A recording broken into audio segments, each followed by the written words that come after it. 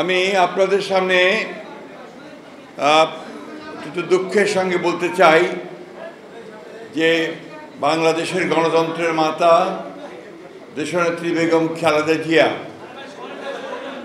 তিনি গত দুদিন ধরে অত্যন্ত অসুস্থ অবস্থায় এবার কেয়ার হাসপাতালে আছেন এবং গতকাল রাতে আমি প্রায় দুটোর সময় ফিরেছি।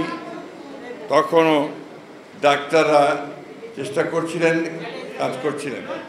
আমি অনুরোধ করব আপনারা সবাই তার আশু রোগ মুক্তির জন্য দোয়া করবেন। প্রিয় ভাই বোনেরা, আমরা গোলাম পরোয়ার সাহেব সঠিকভাবে বলেছেন যে সাংবাদিকদের তাদের নিজস্ব যে দাবি দেওয়া, তাদের নিজস্ব যে কাজ এবং ইউনিয়ন যে মূল যে কাজটা, তাদের দাবি দেওয়া নিয়ে মালিক পক্ষ অথবা সরকারের সঙ্গে কাজ করা, সেটাই বলতেই বোধহয় সবচেয়ে বেশি গুরুত্ব দেওয়া উচিত। কোনো রাজনৈতিক দলের লেজুর ভিত্তি করলে সমস্যার সমাধান হয় না। আপনারা যদি কেউ বিরোধী দলই বলেন বা সরকার দল বলেন, তাহলে সেটা কোনো দিয়ে হয় না। গত 15 বছরে ফ্যাসিবাদ অর্থাৎ শেখ হাসিনা অত্যন্ত পরিকল্পিতভাবে আপনার গণমাধ্যমের এই জায়গাটাকে একদম ধ্বংস করে দিয়েছে। আমি অনুরোধ করব আপনাদেরকে, নেতৃবৃন্দকে, সেই জায়গা থেকে আপনারা দয়া করে বেরিয়ে আসার চেষ্টা করেন।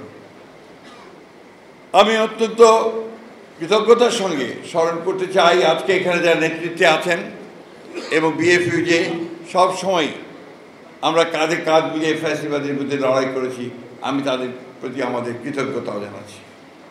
প্রিয় বন্ধুগণ, আপনারা জানেন যে এমন একটা সময় এখন, যে সময়টার জন্য গোটা জাতি অপেক্ষা করে আছে যে আগামী ফেব্রুয়ারি মাসে একটি নির্বাচনের মধ্য দিয়ে একটা গণতান্ত্রিক ব্যবস্থায় আমরা ফিরে যেতে সক্ষম হব। আমরা সবাই এটা চাই। যে একই সঙ্গে আমাদের মনে রাখতে হবে যে আমরা গণতন্ত্রে ফিরে যেতে চাইলে অপরের যে মত প্রকাশের স্বাধীনতা, সেটাকে আমাদের একই সঙ্গে মূল্য দিতে হবে। কারণ আমি কিছুক্ষণ আগে কথা বলছিলাম কবি আই শিকদারের সঙ্গে, ঐক্য তো থাকবেই, মূল জায়গায় ঐক্য থাকবে, কিন্তু ভিন্নতা তো থাকবেই।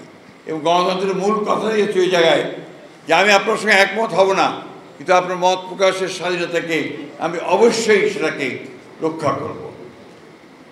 দুর্ভাগ্যজনকভাবে আমাদের দেশে ভিন্ন মত পোষণ করলেই তাকে শত্রু মনে করা হয়, তার সম্পর্কে বিভিন্ন রকম আপনার যত রকমের আপনার মিথ্যা অপপ্রচার চালানো হয়।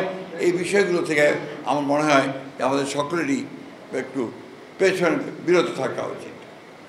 আজকে তো সবচেয়ে বড় যে ক্রাইসিসটা দাঁড়িয়েছে বাংলাদেশ শুধু না, সারা পৃথিবীতেই, সেটা হচ্ছে যে এই যে আপনার সামাজিক সোশ্যাল মিডিয়া। এই সোশ্যাল মিডিয়াতে যেহেতু সেখানে কোনো দায়বদ্ধতা নেই, যা খুশি তাই বলা যায়, এমনভাবে রাজনৈতিক দল, রাজনৈতিক ব্যক্তিত্ব, সামাজিক ব্যক্তিত্ব, ব্যবসায়ী সকলের সম্পর্কে যে নেগেটিভ প্রচারণা চালানো হয়, তাতে করে কিন্তু গণতন্ত্র শক্তিশালী হয় না। দুর্ভাগ্যজনকভাবে এখানে তারা এমনভাবে একটা প্রচারণা চালান যে বাংলাদেশে আজকে এটা একটা সমস্যায় দাঁড়িয়েছে, যেখানে আমার কাছে মনে হয় যে এক ধরনের আপনার এনার্কি, এক ধরনের একটা নৈরাজ্য সৃষ্টি করবার চেষ্টা চলছে।